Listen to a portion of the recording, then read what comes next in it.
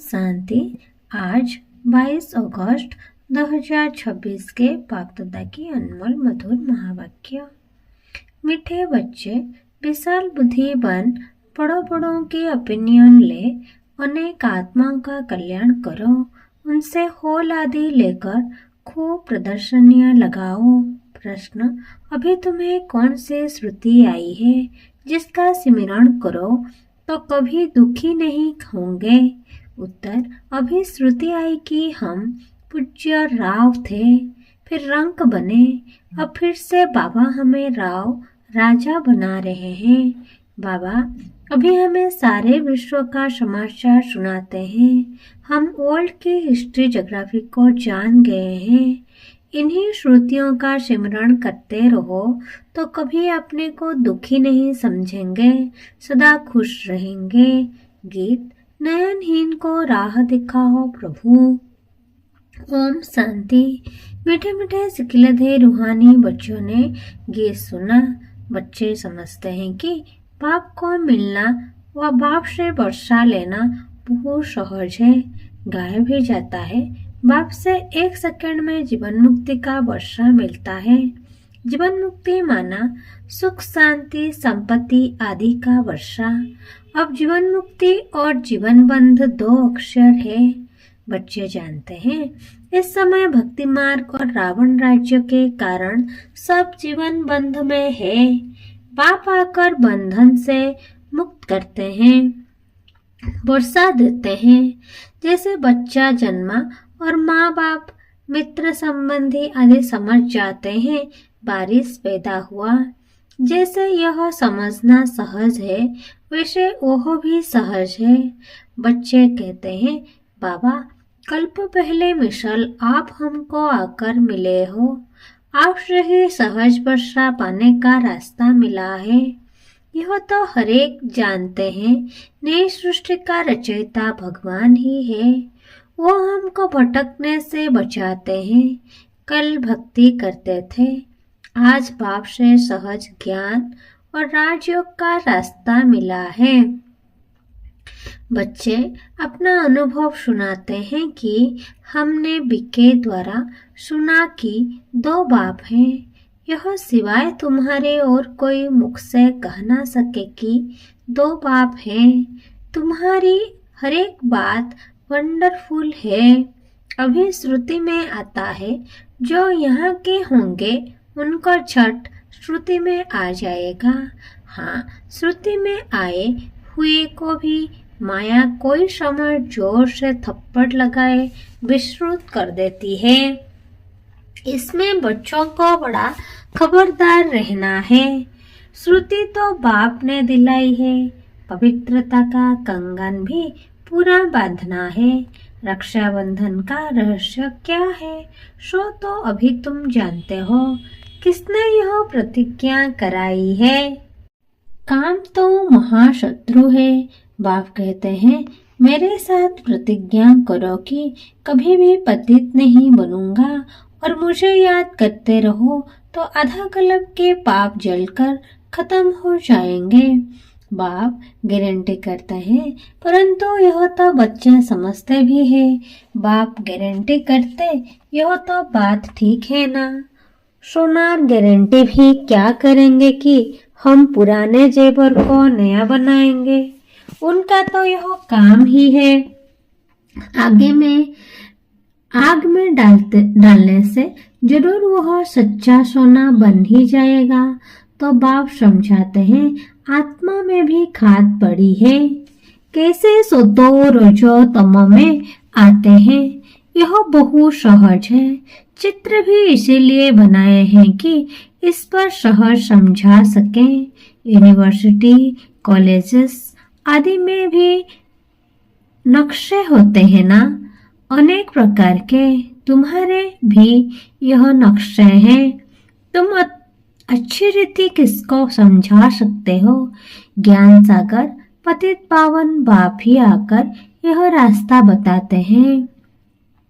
और कोई पतित को पावन बना ना सके। नयनहीन दुखी मनुष्य हैं। तुम बच्चे जानते हो, पहले 2 युगों में दुख होता नहीं, ना भुक्ति होती है। वो है ही स्वर्ग। भारत के इस समय के मनुष्यों का और भारत के प्राचीन मनुष्यों का कंट्रास्ट है ना। परंतु यह और कोई समझते नहीं।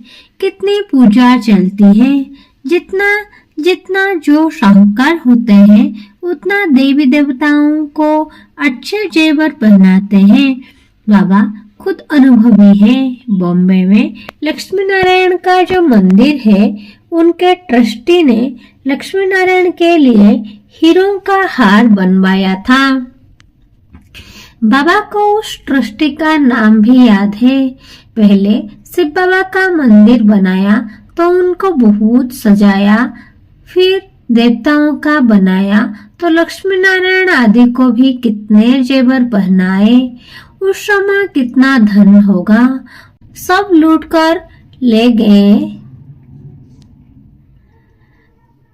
अभी तो क्या हाल हुआ है। तुम ही पूज्य राव थे, फिर तुम ही 84 जन्म ले पूरे रंग बने हो। ऐसी बातें घड़ी घड़ी सिमरन करनी चाहिए, तो फिर कभी भी तुम अपने को दुखी नहीं समझेंगे। दिल में सिमरन करते रहेंगे, हम बाबा से क्या ले रहे हैं। बाबा आकर हमको सारे विश्व का समाचार सुनाते हैं।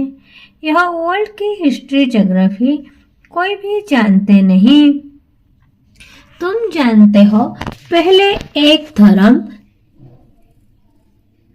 एक राज्य, एक ही मत, एक भाषा थी, सब सुखी थे। पीछे यह आपस में लड़ने झगड़ने लगे और भारत टुकड़ा टुकड़ा होने लगा। पहले ऐसे नहीं था। वहाँ कोई भी किस्म का दुख नहीं था, बीमारी का नाम निशान नहीं था। उसका नाम ही है स्वर्ग। तुमको अपनी श्रुति आई है बराबर। कल्प कल्प हमको विश्रुति होती है, फिर श्रुति में आना आता है। पहले एक भूल हुई है, जो रचना और रचना को भूल गए। अभी तुम आदि मध्य अंत को जानते हो। सतयुग में भी यह नॉलेज नहीं होगी तो फिर परंपरा कैसे चल सकती। उस समय मुख्य तो राजे लोग ही होते हैं, ऋषि मुनि थोड़े ही होते हैं। वे द्वापर से आते हैं। ऋषि मुनि आदि को खान पान भी राजाओं से ही मिलता है। राजाएं संभाल करते हैं, क्योंकि फिर भी संन्यास करते हैं ना। प्राचीन भारत का प्राचीन राजयोग गाया जाता है। प्राचीन ऋषि मुनि नहीं कहेंगे, वह तो द्वापर में ही आते हैं। यह राजाओं के आधार पर चलते हैं। कहते हैं हम रचता और रचना को नहीं जानते। बाप कहते हैं यह खुद राजाएं भी नहीं जानते। इस दुनिया में कोई भी इस नॉलेज को नहीं जानते। अभी तुम बच्चे समझदार बने हो। लक्ष्मी नारायण के मंदिर जो बनाते हैं उनको तुम लिख सकते हो। इतने लाखों रुपए खर्च कर मंदिर बनाया है, परंतु उनकी जीवन कहानी का आपको पता है। इन्होंने राज्य कैसे पाया, फिर कहाँ चले गए, अभी कहाँ है, हम आपको सब राज बता सकते हैं। ऐसा उन्हों को लिख सकते हो। तुम बच्चे तो हरेक की जीवन कहानी को जान चुके हो, तो क्यों नहीं लिखना चाहिए। हमको टाइम दो तो हम एक एक की जीवन कहानी बताएंगे। शिव के मंदिर जो बनाते हैं उनको भी तुम लिख सकते हो। बनारस में शिव का मंदिर कितना बड़ा है, वहाँ भी ट्रस्टी लोग होंगे। कोशिश करनी चाहिए, बड़ों बड़ों को समझाएं। बड़े आदमी समझ गए तो उनका आवाज बहुत होता है।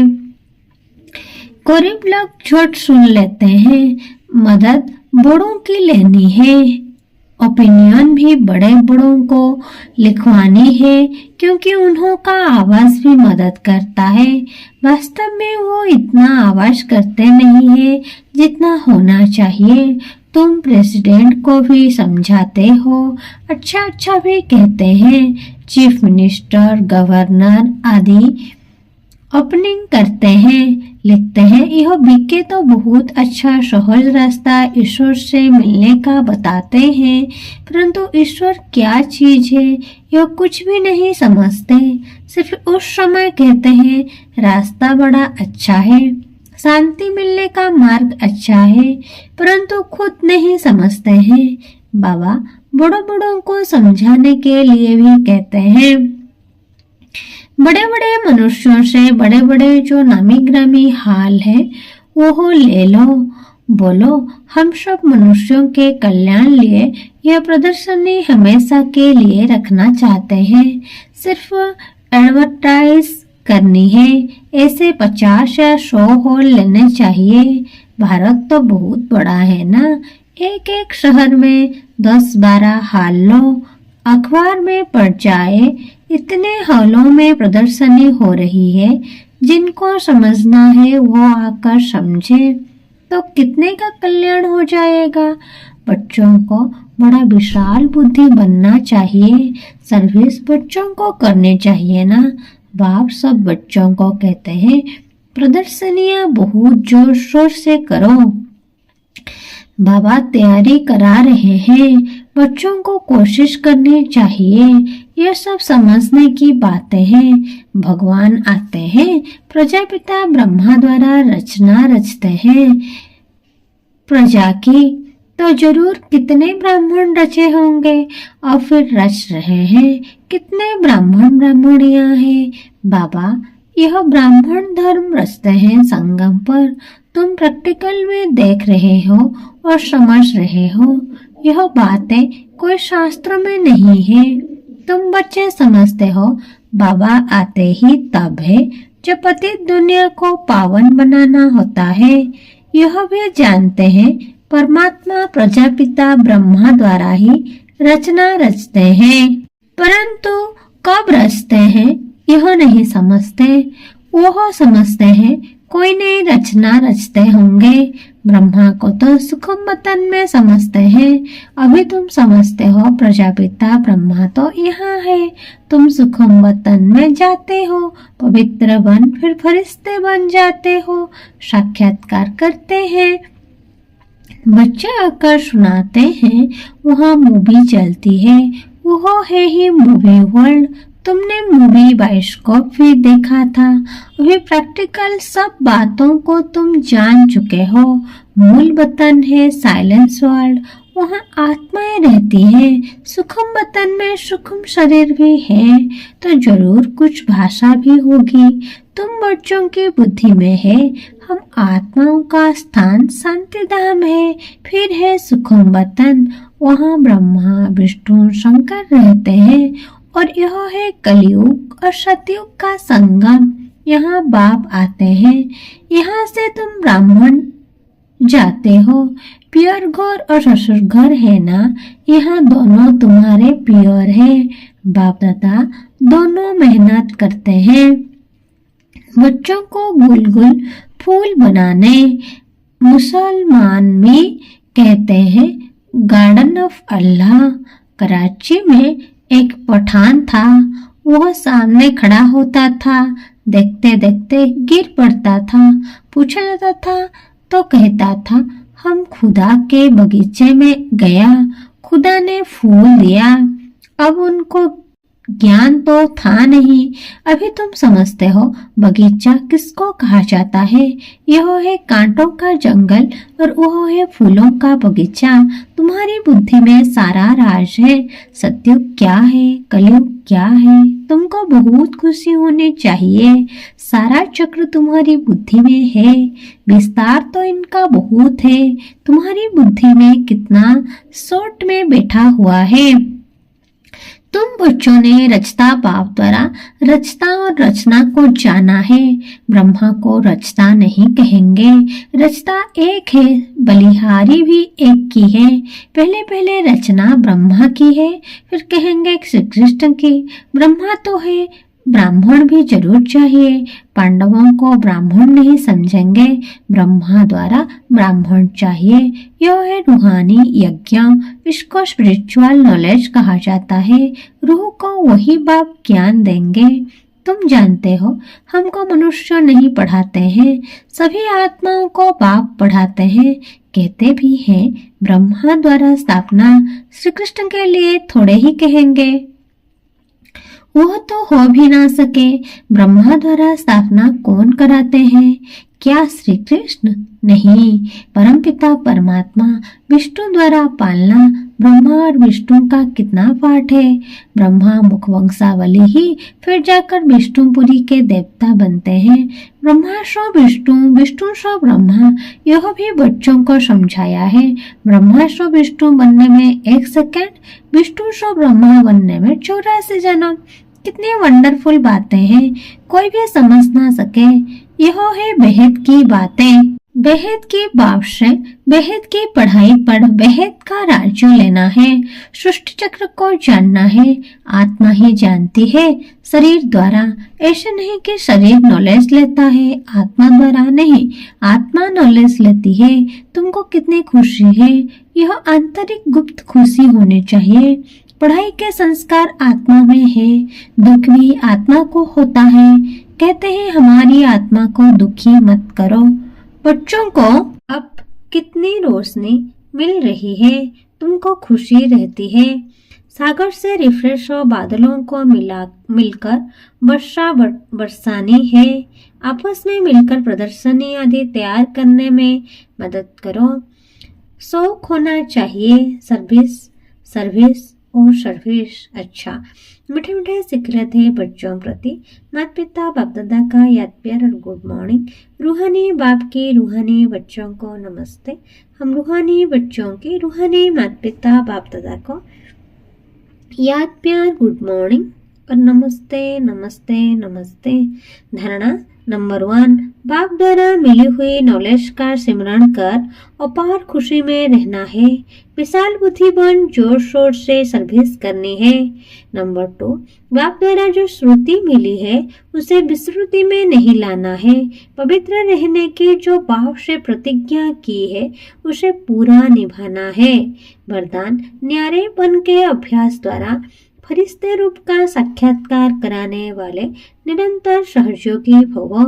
न्यारेपन के अभ्यास द्वारा फरिश्ते रूप का साक्षात्कार कराने वाले निरंतर सहयोगी भव। जैसे कोई भी वस्त्र धारण करना व न करना अपने हाथ में होता है, ऐसा अनुभव इस शरीर रूपी वस्त्र में हो। जैसे वस्त्र को धारण करके कार्य किया और कार्य पूरा होते ही वस्त्र से न्यारे हुए। शरीर और आत्मा दोनों का न्यारापन चलते फिरते अनुभव हो, तब कहेंगे निरंतर सहयोगी। ऐसे डिटेच रहने वाले बच्चों द्वारा अनेक आत्माओं को फरिश्ते रूप और भविष्य राज्य पद के साक्षात्कार होंगे। अंत में इस सर्विस से ही प्रभाव निकलेगा। स्लोगन, संगम का 1 सेकेंड भी व्यर्थ गंवाना अर्थात 1 वर्ष गंवाना। ये अव्यक्त सारे पवित्रता के बीज को भी समाप्त कर संपूर्ण स्वच्छ पवित्र बनो। ब्राह्मण जीवन का जो आंतरिक वर्षा सदा सुख स्वरूप शांत स्वरूप मन की संतुष्टता है, उसका अनुभव करने के लिए मनसा की पवित्रता चाहिए। जमा करने की विधि है मनसा वाचा कर्मणा पवित्रता। फाउंडेशन पवित्रता है। सदा में सफलता का आधार भी पवित्रता है। संकल्प व बोल में और कोई भी भाव मिक्स नहीं हो। भाव में भी पवित्रता, भावना में भी पवित्रता हो। अच्छा,